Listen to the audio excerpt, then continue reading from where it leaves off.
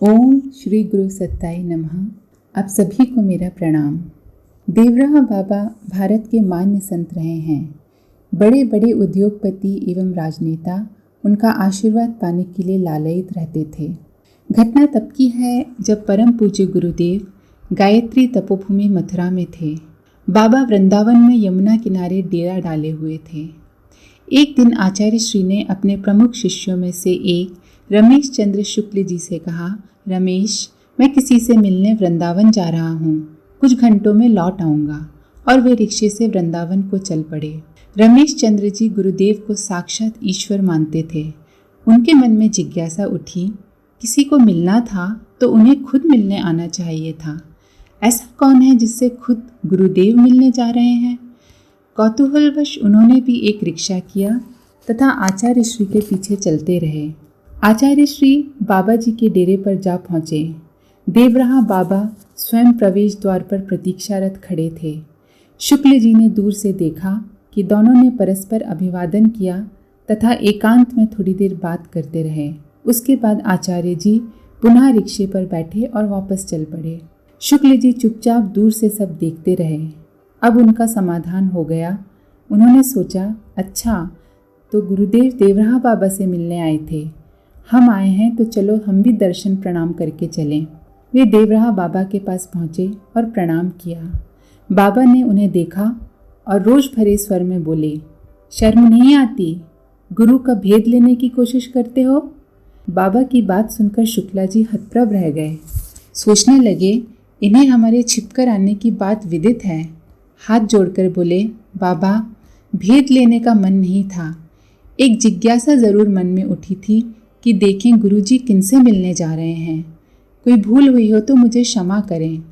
बाबा थोड़े शांत हुए, फिर बोले, तेरे ऊपर उनका विशेष स्नेह है, इसलिए माफ़ करता हूँ। बेटा, तू नहीं समझता कि वे क्या हैं। फिर बोले, मेरा मन इनके दर्शन के लिए व्याकुल हो रहा था। यदि मैं इनसे मिलने जाता तो सारे शहर में हल्ला हो जाता और इनकी योजना में विघ्न पड़ता। इसलिए मैंने मन ही मन उनसे प्रार्थना की थी कि मैं तो आपके पास आ नहीं सकता, आप ही कृपा करके दर्शन दे जाएं। उन्होंने मेरा मन रखा और स्वयं दर्शन दे गए। शांति कुंज के श्री शिव प्रसाद मिश्रा जी लिखते हैं कि जब कभी कोई गायत्री परिवार के परिजन देवराहा बाबा के पास दर्शन करने पहुंचते थे तो देवराहा बाबा बड़ी प्रसन्नता व्यक्त करते हुए खूब प्रसाद और आशीर्वाद देते थे। पूजनीय गुरुदेव के बारे में पूछने पर वे बड़े भाव भरे सम्मान युक्त शब्द कहा करते थे। एक बार मैं और मेरा एक मित्र के.पी. श्रीवास्तव देवराहा बाबा जी से मिलने गए। हम लोग बाबा जी के मचान तक पहुंचकर उनके एक शिष्य से बोले कि स्वामी जी को कहें कि पंडित श्री राम शर्मा जी के शिष्य आए हैं, आपको प्रणाम करना चाहते हैं।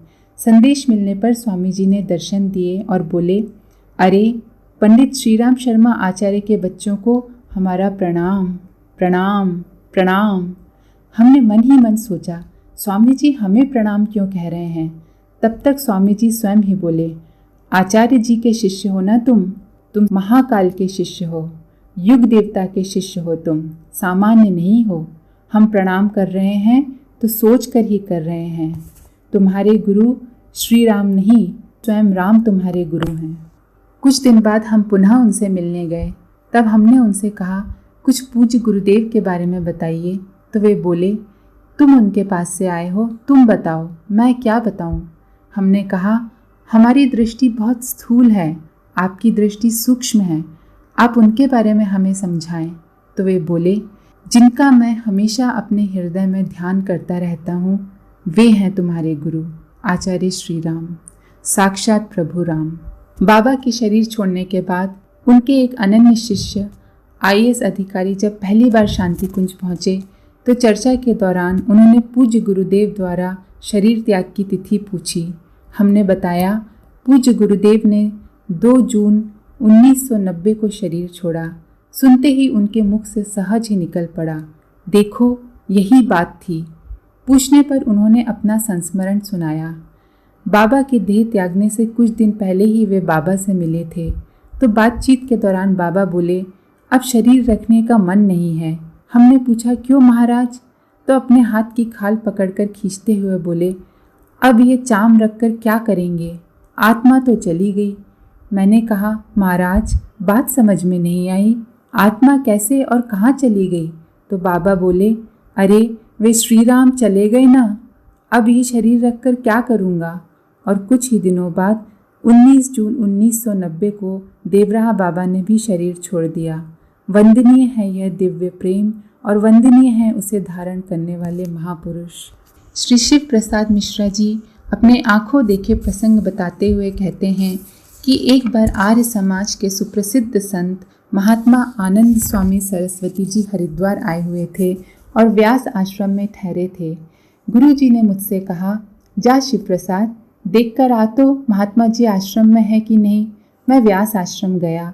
स्वामी जी मुझे देखते ही बोले, आचार्य जी को बोल देना आनंद स्वामी नहीं हैं, यहाँ नहीं हैं। तू नहीं बोलेगा तो वो यहाँ आ जाएंगे मेरे पास और फिर मुझे प्रायश्चित स्वरूप अनुष्ठान करना पड़ेगा। वे गुरुदेव के समय को बहुत महत्व देते थे और अक्सर स्वयं ही गुरुदेव से मिलने शांति कुंज आ जाया करते थे। पर इतने में ही हाथ में फलों का टोकरा लिए हुए गुरु जी स्वयं ही पहुँच गए। महात्मा आनंद स्वामी उनके चरण छूने के लिए आगे बढ़े। गुरु जी ने तुरंत अपने पांव पीछे समेट लिए और उनके चरण स्पर्श करने के लिए आगे बढ़े। इस पर महात्मा जी सिद्धासन लगाकर बैठ गए और बोले, देखो आचार्य जी, आप पांव नहीं पड़ने दोगे तो लो, हम सिद्धासन लगाकर बैठ गए। गुरुदेव बोले, बाबा आप ऐसी जिद क्यों करते हो, आपने तो हठ योग की साधना यहीं पर शुरू कर दी। महात्मा जी बोले, मैं तो हूँ ही हठ योगी। हार कर गुरुजी ने पांव सामने किए। महात्मा जी ने तुरंत उन्हें प्रणाम किया। गुरुदेव ने भी तुरंत बिना एक पल गवाए महात्मा जी को प्रणाम किया। कभी कभी गुरुजी उनसे परिहास करते थे, स्वामी जी आप तो सन्यासी हैं, हम आपके शिष्यों को बता देंगे कि आप एक गृहस्थ को चरण स्पर्श करते हैं। तब स्वामी जी भी मुस्कुराते हुए कहते थे, आचार्य जी आप कितना भी छिपाएं खुद को, पर हमने तो आपको पहचान लिया है कि आप कौन हैं। ऐसे ही एक बार महात्मा आनंद स्वामी सरस्वती जी हरिद्वार प्रवास के दौरान शांति कुंज पधारे। शिविरार्थियों के बीच पूज्य गुरुदेव उन्हें स्वयं लेकर पहुंचे। दोनों साथ साथ मंच पर विराजमान थे। स्वामी जी ने उद्बोधन के क्रम में अपनी उत्तराखंड यात्रा का प्रसंग सुनाया। हम हिमालय यात्रा पर गए थे। प्रातः स्नान ध्यान के बाद पर्वतों का हिमाच्छादित मनोहारी दृश्य देख रहे थे। गंगोत्री से ऊपर जाते समय देखा कि एक जगह हिमाच्छादित क्षेत्र के बीच एक चट्टान ऐसी है जिस पर बर्फ नहीं जमी थी। मैंने गाइड से पूछा कि इसका क्या कारण है। गाइड ने पदार्थ विज्ञान के अनुसार कुछ तर्क देने का प्रयास किया जो मेरे गले नहीं उतरा।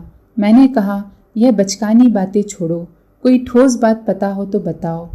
तब गाइड ने कहा कि ठोस बात क्या है यह तो नहीं जानता, लेकिन इस क्षेत्र की मान्यता यह है कि इस स्थान पर कभी शिव जी ने तप किया था, इसलिए यहाँ कभी बर्फ नहीं जमती, चाहे जितना हिमपात होता रहे। सुनकर मैंने उस स्थान को ध्यान से देखकर कहा, वहाँ चल सकते हो? गाइड दुर्गम क्षेत्र कहकर कतराया। कुछ हमारे प्रभाव के कारण एवं कुछ धन के लालच से आग्रह करने पर वह तैयार हो गया। 2 घंटे के कठिन परिश्रम के बाद किसी तरह हम वहाँ पहुँच गए। वहाँ पहुँचकर मैं ओम का ध्यान करने बैठा तो मुझे आचार्य श्री व माता जी दिखाई दिए। मुझे आश्चर्य हुआ। मैंने फिर ध्यान करने का प्रयास किया तो मुझे फिर वहाँ आचार्य जी और माता जी की उपस्थिति का आभास हुआ। मेरे बच्चों, अब तुम लोग समझ सकते हो कि आचार्य जी और माता जी कौन हैं। एक बार गुरुजी माता जी रिक्शा में बैठकर कहीं जा रहे थे। मेरे मन में आया कि मैं भी देखूं गुरुजी कहाँ जा रहे हैं। मैं साइकिल पर उनके पीछे पीछे हो लिया। थोड़ा डर भी लग रहा था कि कहीं देख लिया तो, पर मैं चलता गया। देखा तो वे कनखल में माँ आनंदमयी के आश्रम में पहुँचे। मैं थोड़ा दूर में रहकर देखता रहा। मैंने देखा माँ आनंदमयी उन्हें देखते ही प्रसन्नता से भर गईं और बोली, आइए आइए माताजी पिताजी आइए। गुरुजी बोले, माँ तो आप हैं। इस पर वे बंगाली भाषा में बोली, आमी जानी के बाबा के माँ, अर्थात मुझे मालूम है कौन पिता है और कौन माँ। मैंने केवल इतना ही देखा कि उन्होंने गुरुजी माताजी के चरण पखारे और फिर गुरुजी माताजी को भीतर ले गईं। अब भीतर तो मैं जा नहीं सकता था, इसलिए बाहर से ही लौट आया। हम सब के दादा गुरुजी स्वामी सर्वेश्वरानंद जी जो हिमालय वासी हैं, उनकी आयु 800 वर्ष आकी जाती है, पर वस्तुतः वे 2000 से अधिक वर्षों से तपश्चर्यारत हैं और लोक मंगल के कार्यों में संलग्न हैं। यह आंकलन दिव्य दृष्टाओं का है। स्वयं पूज्य गुरुदेव ने अपनी गुरु सत्ता के दृश्य रूप के संबंध में कभी कुछ न लिखा न कहा, पर प्रज्ञोपनिषद में एक वाक्य में मानो उन्होंने सब कुछ कह दिया। उन्होंने लिखा, इस पृथ्वी की संचालक सत्ता और हमारी मार्गदर्शक सत्ता दो विभिन्न आत्माएं नहीं बल्कि एक ही हैं। अपने हर कार्य को उनके मार्गदर्शन में संपन्न वे मानते थे। अपने हर कार्य का उपलब्धि का श्रेय सदैव परोक्ष सत्ता को देते थे। यह गुरुजी की विनम्रता भी हो सकती है व महामानव के रूप में स्वयं श्रेय न लेने की उनकी नीति भी, किंतु इससे इनकार नहीं किया जा सकता कि जिस प्रकाश पुंज ने उनके जीवन के 15वें वसंत में साक्षात्कार किया था, वह निश्चित ही उनकी गुरु सत्ता थी जो उनकी ही तलाश में थी। वह उस पावन दिन उनसे एकाकार हो उन्हें विलक्षण अवतारी सत्ता बना गई। एक गायत्री परिजन की अनुभूति के माध्यम से ऊपर व्यक्त किए गए कथन को स्पष्ट करना चाहेंगे। स्वयं गुरुदेव कहते थे कि हमारी मार्गदर्शक सत्ता सदैव हमारे साथ रहती है, वह हमारे आगे पायलट की तरह चलती रहती है। उसी सत्ता को, जिसे हम सभी दादा गुरु कहकर पुकारते हैं, देखने की जिज्ञासा नवसारी गुजरात के श्री मगन भाई गांधी ने की। गुरुदेव ने उनसे कहा कि मुझे देखकर मेरे ही अंदर दादा गुरुजी को अनुभूति कर लें, किंतु वे जिद पर अड़े रहे। अंततः पूज्य गुरुदेव ने उन्हें उत्तर काशी में एक स्थान एक दिन बता दिया और कहा कि इसके बाद गहराई में मत जाना। वे मंतव्य समझ नहीं पाए। उत्तर काशी में बताए गए दिन वे प्रतीक्षा करते रहे। जैसी शक्ल बताई गई थी उसी शक्ल के धवल केशधारी बाबा प्रकट हुए, सफ़ेद वस्त्रों में, और भिक्षा ली व गंगा किनारे नीचे तेजी से उतर गए। मगन भाई ने पीछा किया। उन्हें आश्चर्य हो रहा था कि इतनी तीव्र गति से चलकर वे किधर निकल गए।